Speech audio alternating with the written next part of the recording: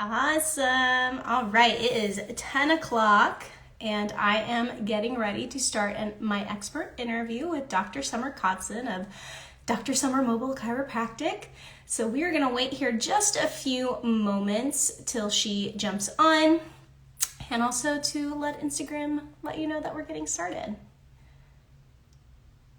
Now, while we wait, I can give you a few announcements. So if you've been following my social media, oh, hi, Melanie, then you've seen that I've started to add back yoga massage classes starting this week. Actually, I have 2 classes. One of them is completely full. The second one, which is for the lower back, is going to be this Thursday. I've got one more spot, so feel free to look at my profile and book that if you'd like to take a look at it. I see that Dr. Summer has joined us, so I'm going to go ahead and invite her in.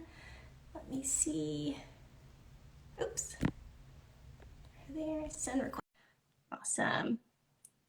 So she should be on here in just a few moments. Hi, lady. Good morning.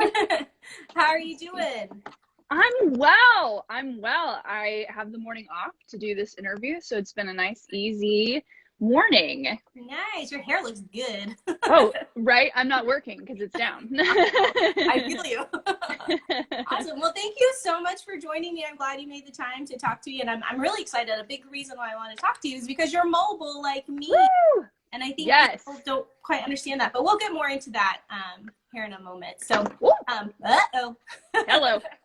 I don't do this often. No, that's okay. Real life, guys. Real life. Awesome.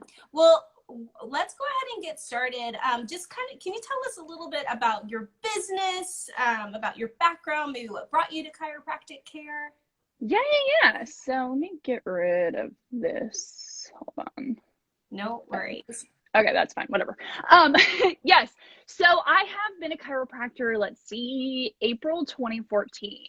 And so within that time frame, I have had basically 3 different kind of associate positions, each a little bit different. But what I was noticing with all of them is that there was just a lack of accessibility. It didn't matter how many hours you were open, or what side of town you were on, people still had to get in their cars and go to you. And so when it came time for me to want to start my own practice, I thought about, where should I set up? What should my hours be? And I could never just find anything that sat well with me. And that's when I was literally scrolling through Facebook, as most great ideas come from. And saw that there was this chiropractic coaching program that this, chiropractor was kind of famous for. I did not take the coaching program. I was like, I got this. I can do this. But it gave me the idea to bring, a 100% mobile practice to San Antonio. And I started that August of 2019, so about a year and a half ago. And we're at max capacity, and I'm loving every minute of it. That's awesome. I know. I always see your posts on all the different places that you go, and I'm like, oh my God, it's like 10 places. Right. I know. Well, I mean, the good thing, unlike massage is, an adjustment is a little bit shorter of a time frame. So, I try to be, that's probably the most difficult part of having the mobile practice, as I'm sure you know too, is just the logistics of making sure you're not driving back and forth, and accommodating people's schedules as well. So, when I'm not in the car driving, I'm, moving things around and shaking it up. Yeah. And I really like too that you said, because this is part of why I got into mobile as well, is when there's no overhead, but also the whole having to drive after you're done, like that's, you want to relax and like take it easy. So absolutely. I totally get that. So what types of clients do you see, or do you have like a special niche or certain demographic of people that you work with?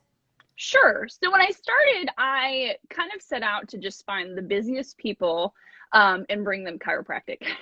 And what I found was it's families that have multiple kiddos that are involved in a lot of different things. And so I try to make care affordable for those families by, doing family member discounts, time of service discounts, so that instead of, picking and choosing who gets adjusted this month, that the whole family can be under care.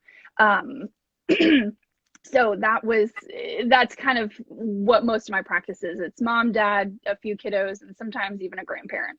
Yeah. Do you ever get like one-offs of like athletes or older people, like, or is it that you just specifically work with families? I definitely have those one-offs, especially as I grow. I reach different people around San Antonio. So for basically before the pandemic, it was a lot of what do you call those?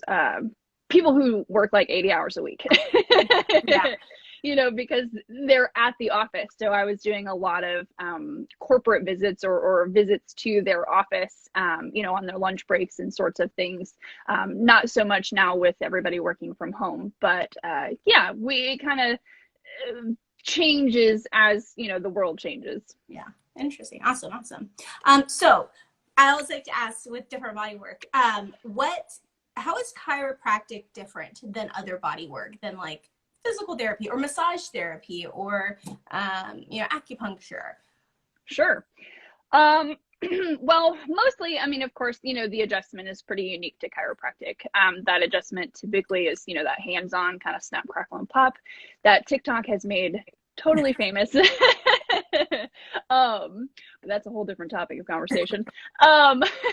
But yeah, so traditionally it's that kind of hands-on work. So we're addressing directly the spinal system, the joints and the soft tissues that surround it. Indirectly, we're affecting that nervous system, because think about the nervous system, the central nervous system, and particularly sits, in the skull and down the spinal column. And so if we are moving joints and allowing, freedom of that body to move, we're allowing those joints, or excuse me, those nerves to also function optimally as well. So, but they all have their own kind of, best practices with each of those. So, massage, I'm not a massage therapist, I do a little bit of muscle work, but if it's like more than 5 minutes, I'm like, all right, go see Nicole. So with physical therapy too, I understand weakness of the body, but I don't have the time to sit there and go through rehab and stuff. And so, Yeah. just knowing when to refer out. Yeah. And I think that's really important too, because sometimes, and I don't know if you get this, but sometimes they'll be like, fix me. And I'm like, well, there's only certain things I can do in my scope, which is why it's great that we have these network of people that we can just like refer out to. Right. And another reason why I want to do these types of things, because, I oftentimes refer out to different people, and I want my clients, to know who's out there and know a little bit about that. The other thing too that I think is important, you touched on, is sometimes I think people, when they think about chiropractic, they're all worried about the snap, crackle, pop. And, maybe you can explain this a little bit more in detail, but I mean, do you have to get that pop in order for it to work? No. So to clear up, the pop, or what we call a cavitation, is just gas coming out of the joint. Right? So think about when you open a soda or a carbonated beverage, the more carbonation it has in it, and when you open it, the louder kind of the sound that comes out, right? So if you take that same soda, open it a little bit, slowly, you don't get that kind of big noise coming out of it. So some people have a lot of gas in their joints, and some people don't have really any gas in the joints. So for a chiropractor, it's not necessarily the sign of a good or bad adjustment if we're getting, fireworks with each adjustment. We don't even have to do it with our hands either. A lot will kind of see, the body work, the pushing and the pulling and all the things with the hands. But we have tools that take that completely out of it. And that's where we get into more the adjusting for like people who have, more chronic issues, or they don't like the snap, crackle, and pop, or sometimes even with kids and infants, we're not twisting and turning and doing all those things on those small spines. So we definitely have other options. And that's something that we discuss on that first visit is like, okay, first of all, do you even like it? And two, what can we do to get you those best results? Because at the end of the day, it's just about results. It's not, how I need to do that for you.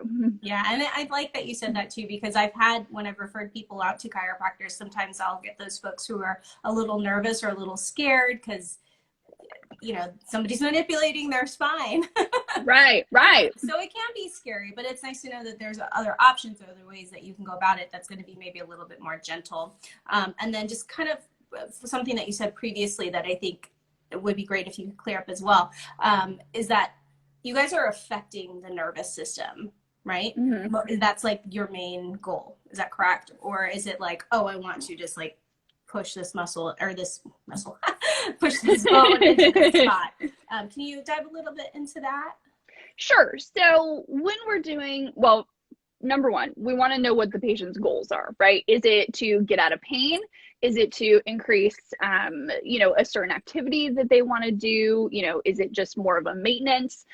So within those kind of different goals are going to kind of give us the treatment plan. So with an adjustment, I mean, it's a huge conversation, even within chiropractic, as far as philosophy. What are we doing? Are we just increasing biomechanics? Are we just increasing range of motion? Getting different in various ways of opening the joints and things, or are we getting on that more nervous system level of, okay, now we're improving function of our internal organs, of our brain activity, all of those things. What was the question? Just talking about like, how are you assessing the nervous system? Or like, Okay, perfect. Sorry, I was getting off on a tangent there. Okay. So basically, again, within those goals, if we're increasing biomechanics and we're decreasing pain, we're going to be improving function somewhere. And so I call them just positive side effects of the adjustment. That maybe you're sleeping better, maybe you're not having the reflux that you used to have. Ringing in the ears goes down. We're not directly treating those. Those are not diagnoses that we're treating, but they're just the positive side effects of increasing the body's proper function. Yeah, I love that, because I think sometimes, I mean, again, people get a little confused. I try to explain this too, but obviously you guys are the chiropractors, you're going to know more, but I like to let people know, hey, they're trying to work with your nervous system oftentimes, because like you said, there's going to be other side effects that could potentially help you, whatever issue that you may or may not be having. So can you tell me a little bit about why someone would receive chiropractic care? Absolutely. It's going to kind of fall into those two different camps. Are we more in the reactive phase where we have an injury or an accident, we're having a symptom that we want to get rid of? Or are we more in the proactive, taking care of the body, in a way that will, prolong health, prolong function? Most of the people that we see is going to be more of that reactive. And then they notice, oh, I'm feeling amazing. I want to keep feeling this way. And so we, get them into more of the proactive. And that's a kind of a big myth among chiropractic is, oh, I went once, now I have to go again and again and again for the rest of my life, which is definitely not the case. But, if you think about brushing your teeth, you brush them once, you just only going to brush them one time. Good way of putting it. So, well, cool. Well, what kind of conditions do you see, or does chiropractic help with? For sure. Let's see. So mostly in my practice, we've got the reactive, back pains, neck pains, headaches, generally. The other big part of my practice is pregnancy care. Because mamas, rounding up kids, trying to take them to the office, can be a whole day's work. And so prepping for labor and delivery, chiropractic's been shown to reduce those times, make labor and delivery a little bit easier on the body, and as well as just fully functioning pelvis, making sure that the pelvis is balanced so that baby can do what baby needs to do, as they grow and develop. And then the last part is kind of kids and infants. So, if mama has baby, getting them checked out, making sure that everything is working the way it should, because, birth is hard, not on mama, but also on baby as well. So. Yeah, and I think that, can you dive a little bit more into that? Because oftentimes I'll tell some of especially my postpartum clients, hey, if maybe that might be something good for your child. What does an adjustment for a little one look like? And then also, how early are they able to get adjusted, the infants? Sure. So my earliest, youngest, I should say, adjustment was 9 hours old. It was kind of on accident, actually, because it was one of my really good friends, and I knew she was due. And we had, a regular Thursday standing appointment, and so I show up on this Thursday, and Dad opens the door, and he's like smiling ear to ear, and I was like, "What's going on?"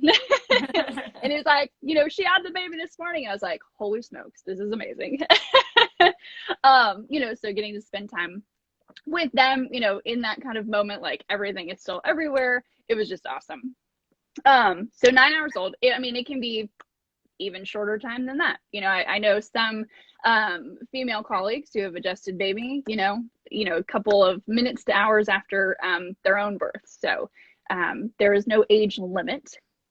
And then an adjustment for a baby that small is wildly different. There is, like I said, no twisting, turning, popping. We do an exam on baby, range of motion, some reflexes and things, usually very, very easy on baby. Some babies just don't like to be touched. So, there can be a little bit of crying. Me personally, if that is the case, we just take extra time, let mama, hold baby, and then we get back into it. And then if, baby gets upset, then mama goes and holds, or, comfort feeding or whatever needs to happen. So, but the adjustment itself, very, very light. I will always say that it's basically like touching a tomato. The pressure that you would touch with the tomato to kind of see the firmness is what we would use, for an adjustment on a kiddo. That's awesome. And I like that you explain it that way, because I think sometimes parents can get a little scared or nervous. Yeah. Especially if they themselves might be a little bit nervous about chiropractic care. Right. Exactly. They're just so squishy, just a little bit. Can you tell us a little bit about like why a child would be adjusted? Like what conditions have you helped treat or that you've seen that chiropractic care can help specifically with kids? Because I do get that question too. It's like, why would I take my kid to see a chiropractor or a kid? I get that question too when people ask me about massaging children. Why right. would that? I know it can definitely be a strange, if you didn't grow up kind of in the chiropractic community or, that kind of holistic type environment, like what? So most of the time, it's going to be something functional. Of course, it's not going to be pain because a kiddo can't tell you they're in pain. Crying, but so latching issues are typically a big one. The way that the head sits on the neck, how the jaw attaches, can definitely have an effect on breastfeeding. Torticollis, kind of stuck head one way to the other, arm tightness, all of those things that won't kind of allow that body to relax. Reflux, if things are not staying down, they're coming up. Again, tightness throughout the chest and with feeding is a big concern that parents will bring them in for. And then the other side of things, constipation, if things are not coming out. I was my son in today because I was just like, you have to poop. You have to come out, right? Exactly. Things that are supposed to come out are not coming out. Yeah, absolutely. Yesterday when he was having this trouble. Even adults too, it happens. Awesome. I did not know that. That's cool. Very cool. Yeah. Same nerves, same body, same concept. Good point. So would you say chiropractic can be used as preventative care for people?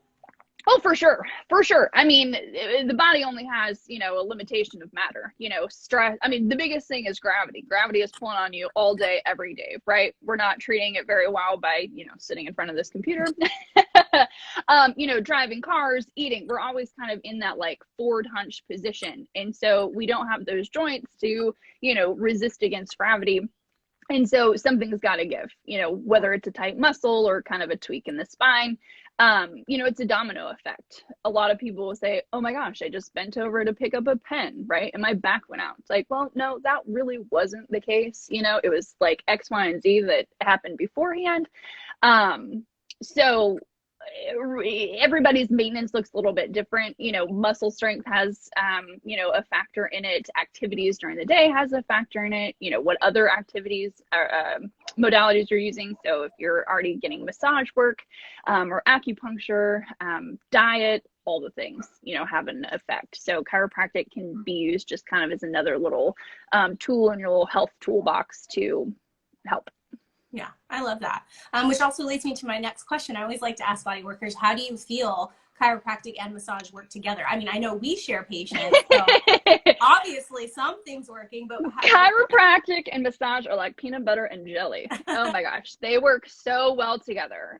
You know, because sometimes it's a chicken or egg scenario. Is it the muscles, you know, that are affecting the joints, or is it the joints affecting the muscles?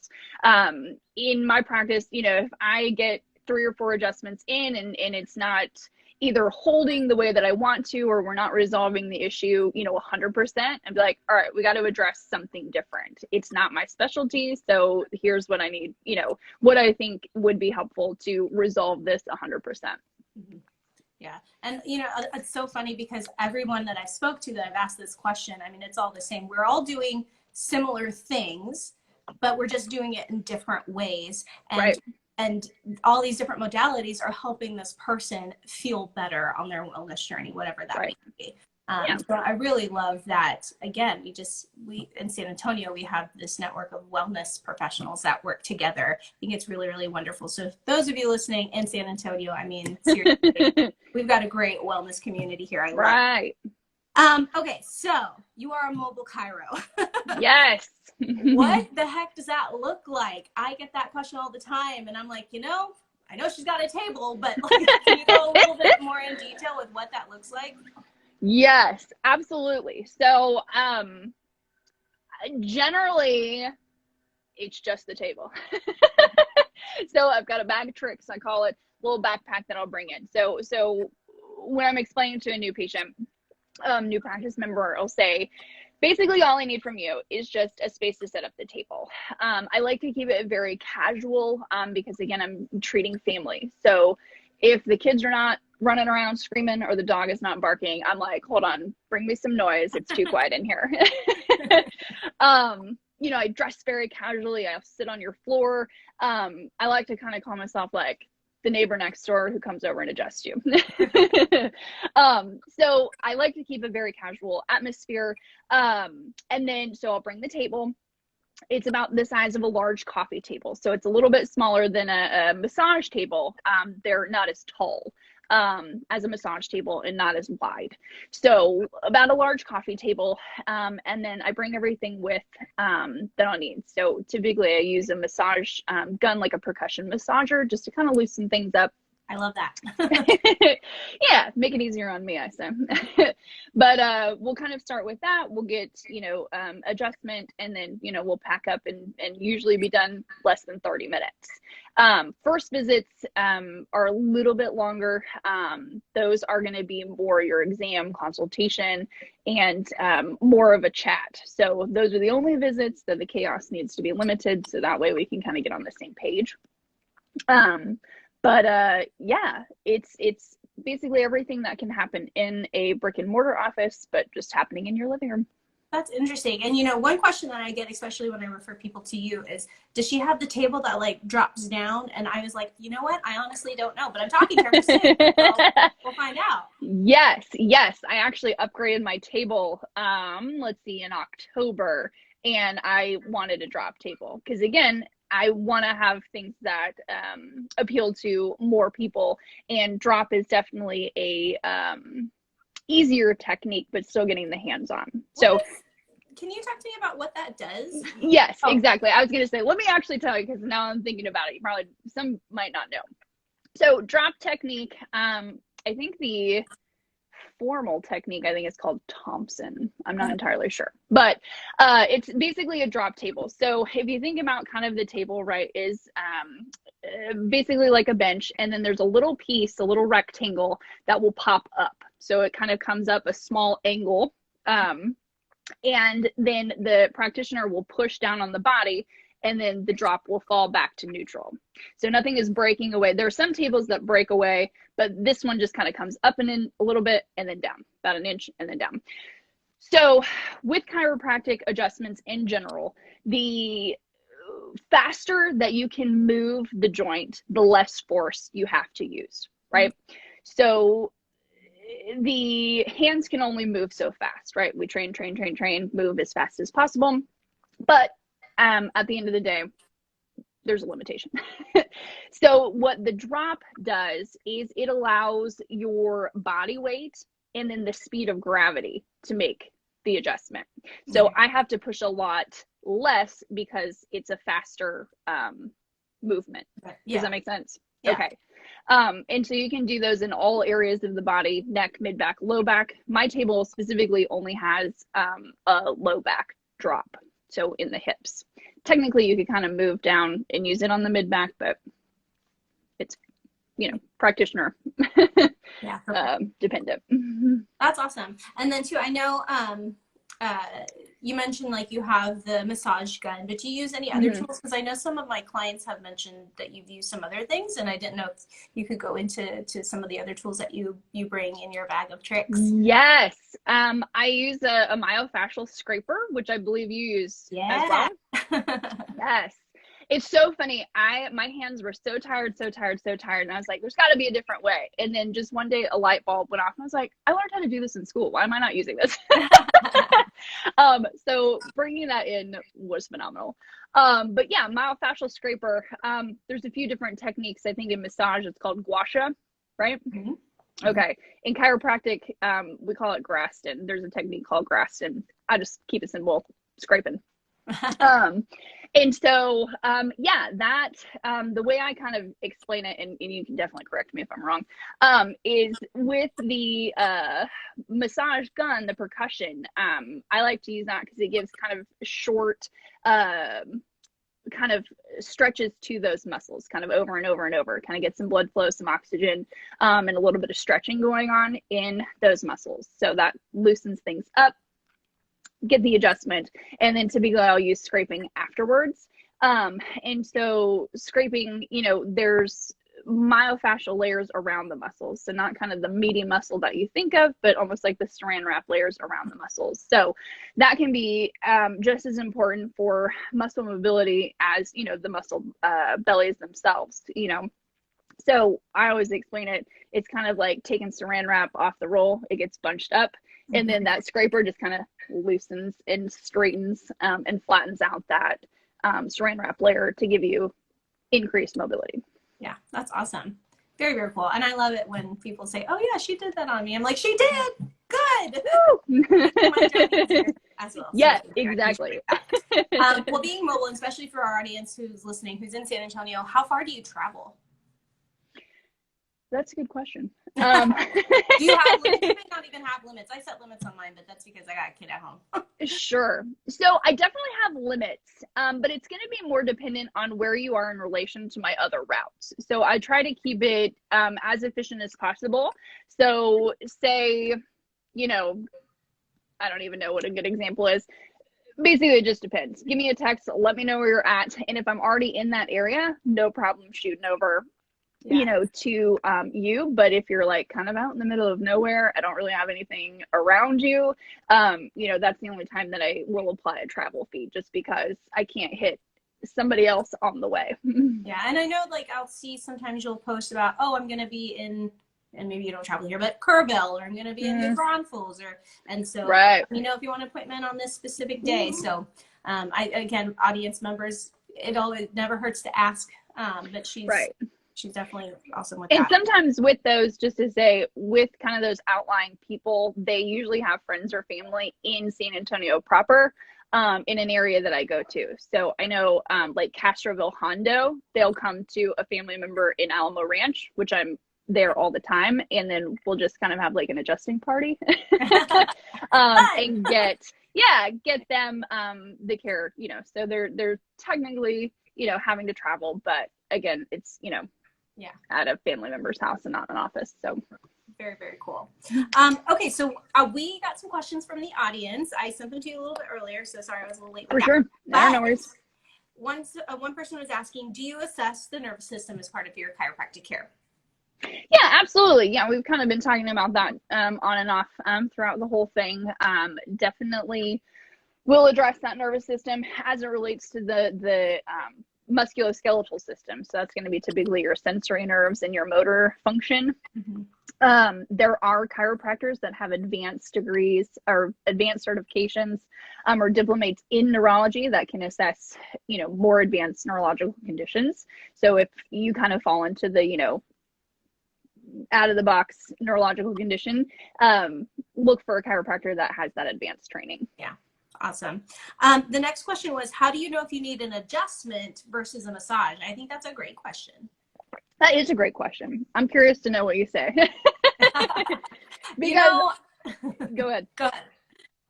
I was just going to say, I seriously will just say pick one. I mean, making a move, whatever you're more comfortable with. You feel, if you listen to the body, you can kind of say, all right, do I feel like I need like some muscle rub down, or do I feel like I need, some snap, crackle, and pops? A lot of people will say, oh, I just feel like it needs to pop, like, why won't it just pop? So then that would lead me to say, okay, maybe an adjustment is a good idea. Or, it's just so tight. Okay, well, maybe start with a massage. But starting the process is just better than not doing anything at all.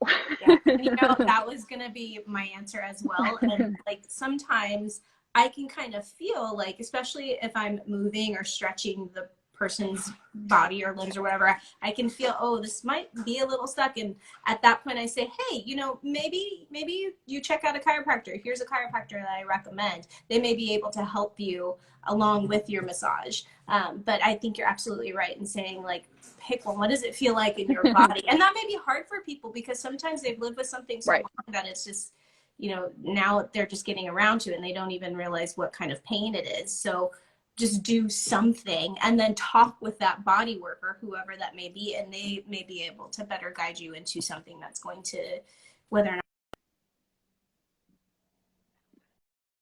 That I got a phone call. I thought I put it on do not disturb. Apparently it didn't work. But yeah, just do something. I think that's, yes, absolutely right. Okay, the next question we had was, how can you tell if you need an adjustment or if it's a more serious injury? For sure. Yeah. Well, number one, we're going to do an exam and a consultation. So if they're, well, it's kind of complicated. So number one, understanding what happened to your body. So did you have an injury? Did you have an accident? Is it, a 10 out of 10 pain, right? If you're in 10 out of 10 pain, a chiropractor is probably not going to be your first stop, right? If you can't move, all we can do is try to move you even more. So, kind of seeing where you're starting at. Now you're like, okay, I had an accident maybe 10 years ago. I'm still kind of feeling pain from that. Typically we can work with something like that. A chiropractor should be going through your history, should be asking you, have you had any injuries and accidents? Do you have any chronic conditions that may cause, bone softening issues or nervous circulation issues? Do you have any anatomical issues that you were diagnosed with as a kid? These things all together will create some red flags. And then they're going to do an exam. They should do an exam. So push and pull and kind of move you around before the adjustment to kind of stress those joints to see, okay, is it just more of a tightness? Does that cause, a little bit of pain? Does that cause 10 out of 10 pain, right? And each one of those exams will point to, okay, it can fall into this category. If then, you have to kind of assess, okay, is this something that chiropractic can help? Okay, cool. Let's try to do maybe a light adjustment, get some kind of movement going on, or is this not something that chiropractic traditionally works for? And then you need to refer them either for advanced imaging, an x-ray, an MRI, worst case scenario, straight to the ER. Yeah, the exam and consultation will tell you quite a bit about what's going on kind of underneath the surface. Yeah, and if you're not sure, get some imaging done. Yeah, and I think that's a really, really good point, and why it's so important that as a client or as a patient, you are filling out that intake form thoroughly. We're not asking these questions for funsies. We're asking it because we are doing some sort of consultation. And you may not get this as much as I do, but a lot of times people are like, it's just a massage. Well, I need to know if you have high blood pressure, if you have diabetes, or if you have a hematoma on your head. Like, these are things we need to know.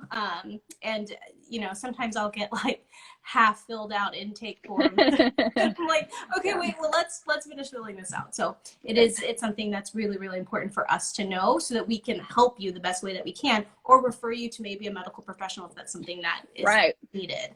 So please fill it out. Right.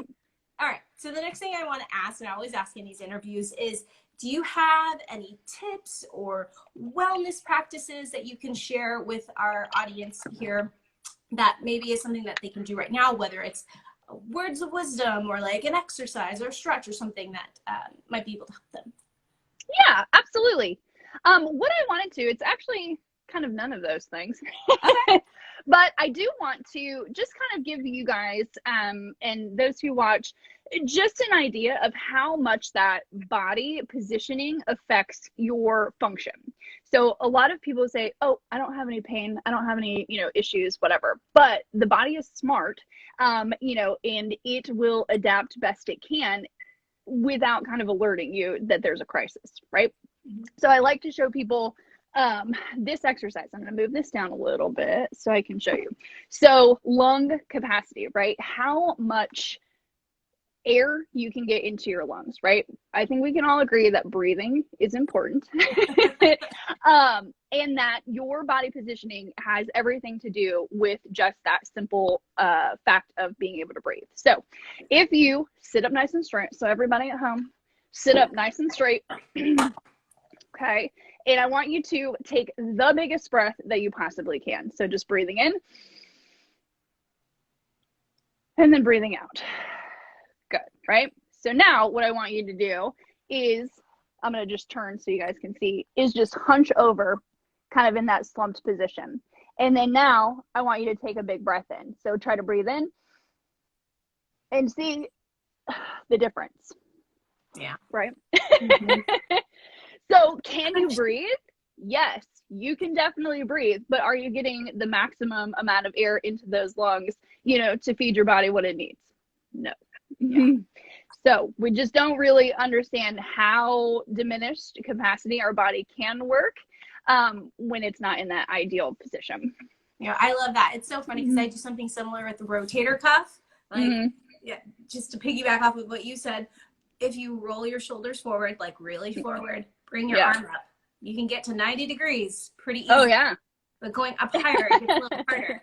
But you bring those shoulder blades back and down. Now bring that arm up. How much easier. Woo! I'm going to steal that. I love it. Feel free. Yeah, no, I love that. I think you're so right about body positioning, because especially sustained postures, people, especially now working from home, we may not have the best desk setup. We're like in all these weird positions. And just with what you said, we might be hunched over, breathing for 8 hours a day at this computer, when if we were sitting just a little more upright or moving around, we're going to be taking bigger breaths of air. Right. So yeah, absolutely. I love that. Thank you so much. Well, before we end, can you just let us know just the best ways to connect with you and to book with you? Absolutely. Pretty much the best way to get a hold of me, just because I'm popping in and out of homes, is through text message or DMs. So through Facebook or through Instagram. Best though is just to give me a text. So my phone number is on all of my social media, I'm almost positive, and as well on my website. So give me a text and say, hey, this is so-and-so. I want to book an appointment, and then I'm going to ask you where you're located and if you have any scheduling restrictions. So with those two pieces of information, I can go into my computer, look at the schedule, and then usually I'll give you a call back and say, hi, thanks for reaching out.